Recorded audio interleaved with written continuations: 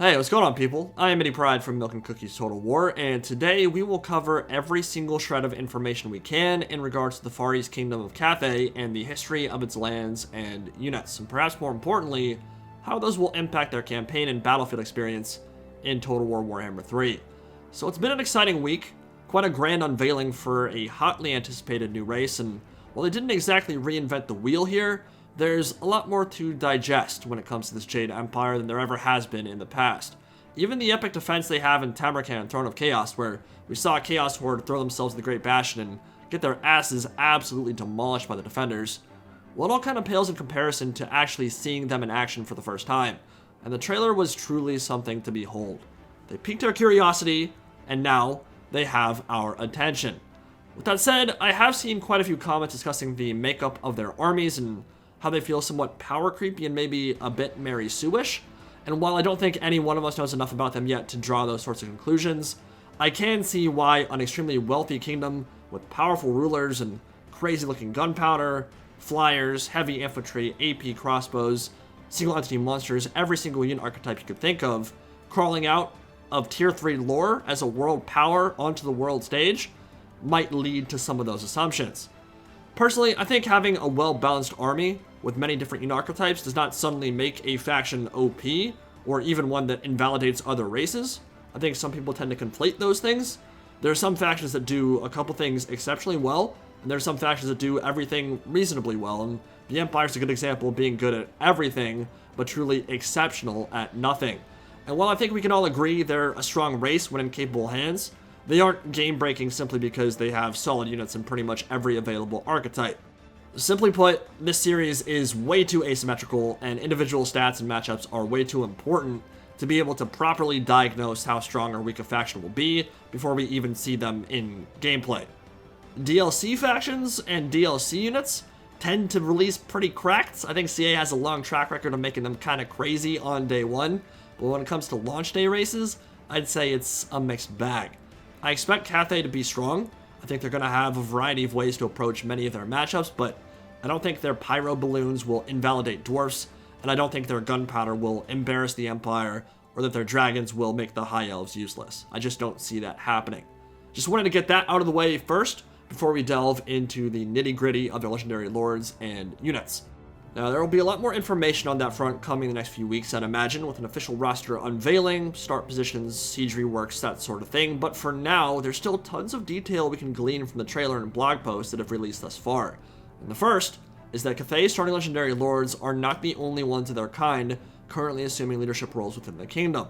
There's been some rather large hints that Miao Ying and Zhao Ming are not the only progeny of the Celestial Dragon Emperor and his wife, the Moon Empress.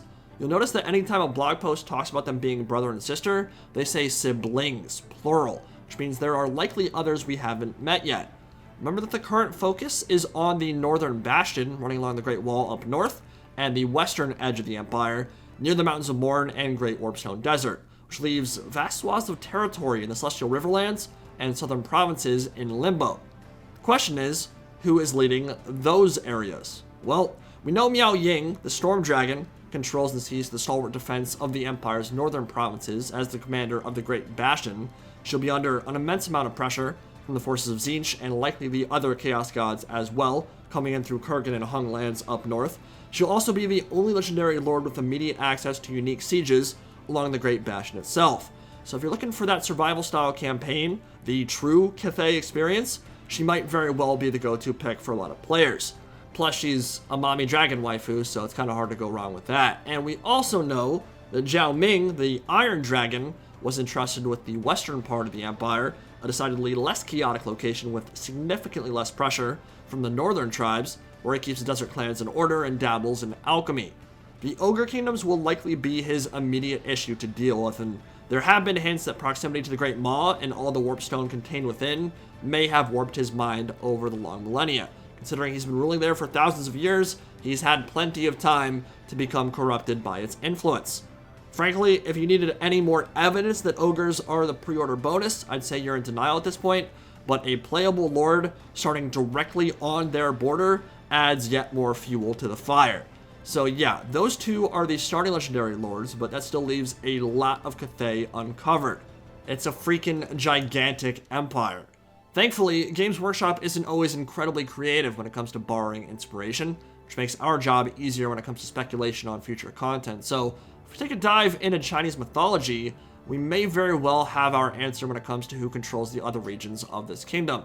Which brings us to the four symbols, four mythological creatures that appear amongst Chinese constellations throughout history. The Azure Dragon of the East, the Vermilion Bird of the South, the White Tiger of the West, and the Black Tortoise of the North.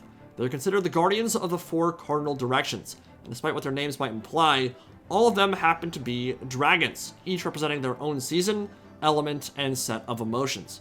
If you take a look at the color schemes and naming conventions for the two lords we currently have, Zhao Ming shapeshifts into a monstrous white serpent. He's known for his alchemy, and he's called the Iron Dragon. Guess what the white tiger represents in Chinese mythology? Metal.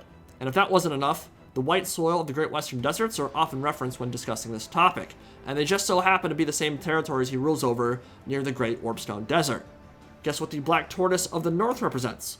Water, which is closely tied to the Black Dragon and Storm Surges Miao Yin controls in the trailer. Now, I don't think her attacks will necessarily be water-based, but she might be able to quite literally bring the rain, and most of what we've seen from her so far is lightning-based, storm, water, all that stuff kind of combines together, and the parallels there are kind of hard to ignore, which leaves the Vermilion Bird of the South and the Azure Dragon of the East, which represent fire and wood respectively.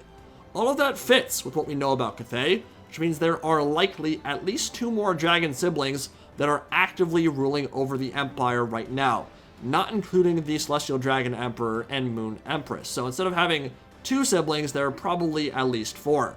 Sounds cool, but my one reservation with this approach is that I absolutely do not want four legendary lords that are all built off the same exact theme of dragon in human form with powerful casting and melee capabilities.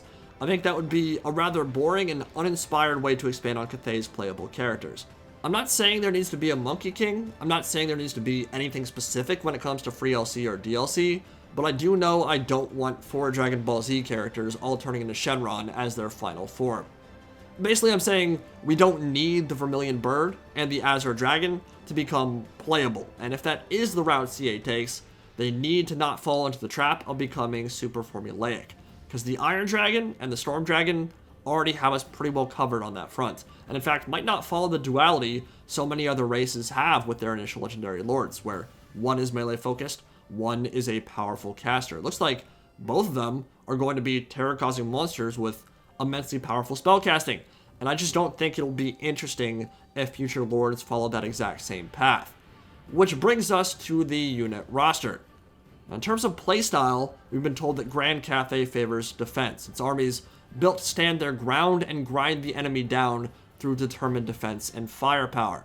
At the same time, Harmony has a major impact on their effectiveness. Both their range units and their melee troops receive bonuses when fighting near each other, where units like the Jade Warriors and Celestial Dragon Guard make up their sturdy core, massive Terracotta Sentinels, the Wuxing War Compass, and Great Jade Longbow Riders provide much needed support.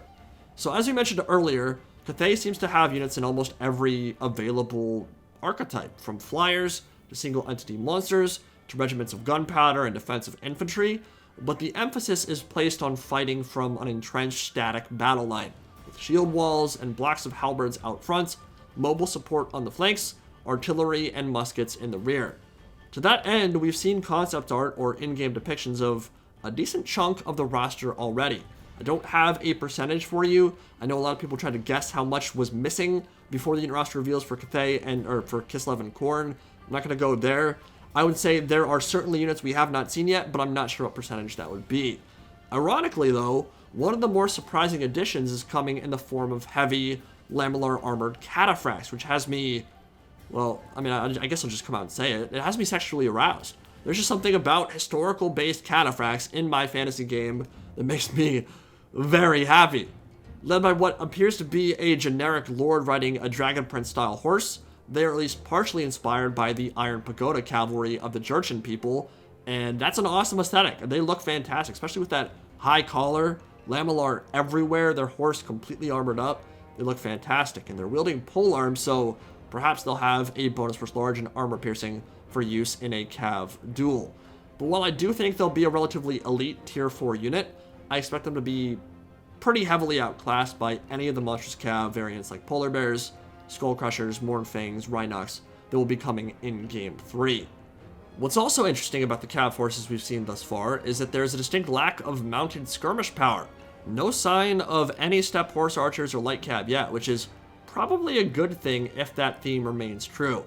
I'm very cool with letting Cathay take the heavy defensive style approach, while Kislev retains the powerful and mobile Light Cav and skirmish potential from their Ungol Horse Archers. I don't want that to overlap too much. The melee lords and heroes up to this point are somewhat nondescript. They've got cool models, but I imagine they'll do exactly what we expect them to do, on foot and horseback anyway. It'll be up to the higher tier mounts to determine what role they play in the mid to late stages of campaign, and without having any info on the mount options, kind of hard to guess what they'll play like. This screenshot is very interesting though. On the left side we have levy or peasant militia. In the foreground we have a general or captain, personally leaning more towards a captain melee hero myself. We have a regiment of Celestial Dragon Guard in yellow and Jade Warriors in green. Now the Celestial Dragon Guard are fairly self-explanatory. Elite bodyguards of the Dragon Lords, likely the strongest melee infantry unit in Cathay's roster, armed with polearms, shields, and heavy armor. Kinda like Blackguard of Nagorond or Phoenix Guard, but they have shields, and probably not quite as potent on the attack, but certainly quite a bulwark in defense. The Jade Warriors on the right side are a bit more interesting though. We actually have some early concept art that might be depicting the exact same unit, what appears to be a high-tier dual-purpose infantry regiment equipped with glaives, halberds, and crossbows. So think of a unit like Darshards that can also defend itself against cavalry. Potent combination there, likely a tier 4 elite, likely very expensive to field. In terms of spellcasters, Cathay wields the lures of Yin and Yang, and we've already seen both variants in gameplay or concept art or in the trailer itself. We have that Lady Earthbender in the trailer, straight out on a Ba Sing Se, and the Dynasty Warriors dude in Games Workshop's official reveal, giving Forsaken the spins with a flurry of tornadoes. So on the one hand, the Earthbender is utilizing some form of metal or ink, I can't quite tell what it is, to destroy attackers as she's fully surrounded, and then the Dynasty Warriors guy, what I would assume is a Cathayan Astromancer, is lifting up regiments of Forsaken and flinging them around. Probably the one element that jumps off the screen most for me though is the access to gunpowder and war machines that Cathay can field. Just so many options to choose from on that front. The first we see is a Grand Bombard pulled by Golden Oxen. Big projectile, big explosions, arcing line of fire, kind of like a howitzer. Maybe their best option for bursting down walls from range and can probably fire over the top of walls, unlike great cannons for the Empire or the Dwarfs. And then they have fire rockets, similar to the Hellstrom rocket battery for the Empire, which I believe in the lore is where the Empire got the idea for Hellstrom rocket batteries in the first place. They've got hand cannons with dragon motifs, and Jezzail sniper teams for armor piercing from downtown, and the Wuxing War Compass, which we haven't seen in action yet, but it's the glowing green orb boiling with etheric energies and pulled by a team of horses. How that will play, I'm not exactly sure, but my best guess is that it will be some mixture of the Luminarch of Hysh and Casket of Souls, essentially magical artillery with buffs for nearby units.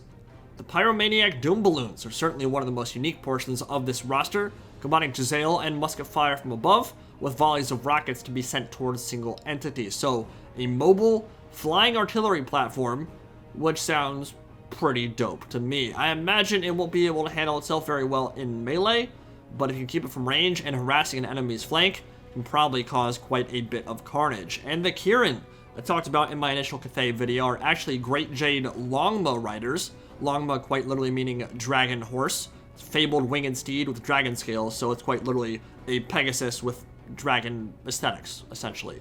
I would not be shocked in the slightest to see Kirin make it in as mount options for lords, or perhaps as a monstrous cavalry option, but for now, there's no sign of them, nor is there any sign of the Monkey King elements or Guardian Lions that we kind of figured we'd see before all this went down, but there is still plenty to be revealed, at least hopefully. I think Terracotta Sentinels are the only other unit we haven't talked about thus far, and unlike their depiction as regiments of automated foot soldiers in Tamarkan, Throne of Chaos, it looks like instead this variant will be a massive single entity monster with impressive agility for a creature its size, and from what I've seen so far, making use of Lubu's animations from Romance of the Three Kingdoms. Also has double-sided glaive, so I'm expecting huge weapon strength, bonus versus large, armor piercing, 130 plus armor value, but maybe a smaller HP pool in comparison to Giants or Hyro Titans, because it needs some compensation for the fact that it has higher mobility and quite a bit more dexterity as well. Throw 3 or 4 of those into your front ranks while you blast away with artillery, and you're going to have a good time with Cathay, I think. So, interesting developments all around.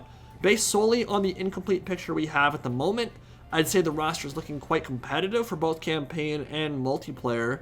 Solid mix of troop choices all around, plenty of variety on offer, but we haven't seen stats, and we haven't seen the roster in its entirety yet, which should hopefully happen within the next week or two. So I think we can reserve full judgment until then, but let me know what you guys think about what you've seen so far, and I will see you all in the next video. Indie Pride, signing out for now. Have a good one, guys.